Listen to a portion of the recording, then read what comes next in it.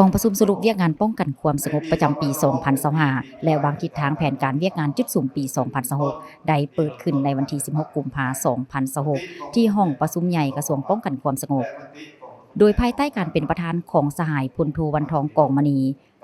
คณะเลขาธิการศูนย์กลางพรรค รัฐมนตรีกระทรวงป้องกันความสงบ มีบรรดาคณะพรรค คณะบรรษา ห้องว่าการกระทรวง กรมใหญ่ กองบัญชาการ วิทยาคาร กองบัญชาการปกสนครหลวงเวียงจันทน์และกองบัญชาการปกสแขวงในขอบเขตทั่วประเทศเข้าร่วม ในวาระกองประชุมท่านพลโทวันทองกองมณีได้กล่าวเปิดกองประชุมอย่างเป็นทางการซึ่งท่านได้กล่าวว่ากองประชุมครั้งนี้จะได้สรุปคืนการเคลื่อนไหวเวียกงานป้องกันความสงบปี 2025 และวางทิศทางแผนการเวียกงานจุดสูงปี 2026 รายงานผลสำเร็จวันป้องกัน 3 วันประวัติศาสตร์เวียกงานป้องกันงานมหกรรมกีฬาแห่งชาติและป้องกันกองประชุมใหญ่ของพรรคประชาชนปฏิวัติลาวครั้งที่ 12 รายงานการปรับปรุงก่อสร้างกำลังป้องกันความสงบการป้องกันสกัดกั้นการละเมิดระเบียบวินัยของกำลังป้องกันความสงบรายงานวิธีการมาตรการในการคุ้มครองและแก้ไขการสวยไส้สื่อสังคมออนไลน์รายงานการคุ้มครองมูลนิธิศาสนาและองค์การจัดตั้งที่บ่ขึ้นกับรัฐบาลรายงานการคุ้มครองคนเสื้อชาติลาวที่บ่มีสัญชาติกลับคืนสู่สาธารณรัฐประชาธิปไตยประชาชนลาว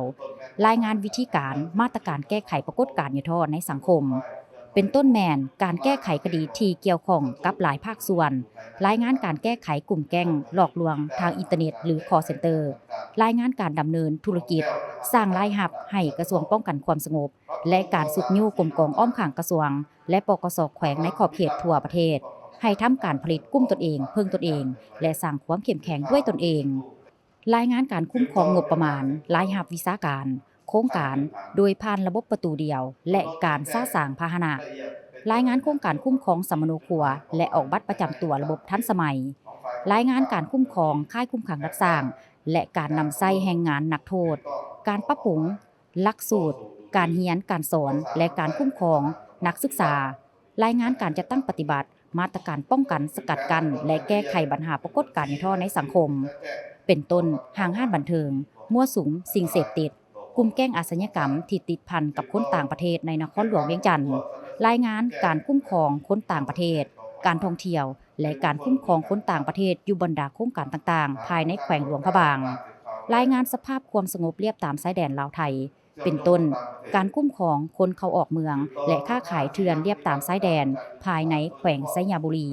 รายงานการสกัดกั้นและแก้ไขปัญหายาเสพติดรายงานคืนเกี่ยวกับการคุ้มครองสารเคมีตนภายในแขวงบ่อแก้วรายงานเกี่ยวกับการแก้ไขส่อโกงทรัพย์ทางโทรคมหรือ call center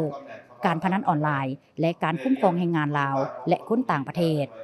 รายงานการแก้ไขลดน้ำเข้าบ่ถูกต้องอยู่เขตเศรษฐกิจสามเหลี่ยมคำรายงานเกี่ยวกับปัญหาเรียบตามชายแดนระหว่างลาวกัมพูเชียและลาวไทยอยู่แขวงจำปาสัก